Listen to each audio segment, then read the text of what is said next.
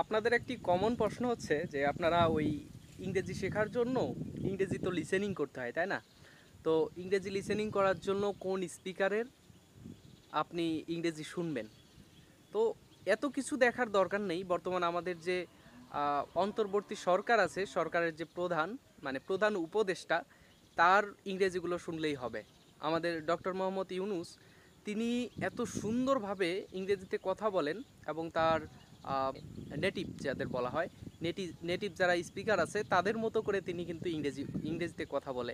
তো আপনারা দূরে কোথাও না গিয়ে আমাদের উপদেষ্টাদের যে প্রধান রয়েছে তার ইংরেজি শুনলেই হবে, তাহলে আপনারা কিন্তু ইংরেজিতে অনেকটা ইমপ্রুভ করতে পারবেন।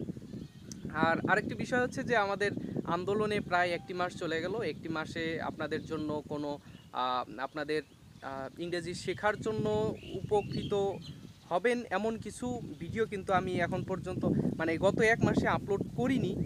আহ, তো এখন ইনশাল্লাহ ধারাবাহিকভাবে আপনারা ভিডিও পাবেন এবং আশা করব যে আপনারা আগের মতো আমার সাথে থাকবেন এবং আমাকে সাপোর্ট করবেন। আর আমি চাই যে আপনাদের জন্য কিছু করি এই দিক থেকে।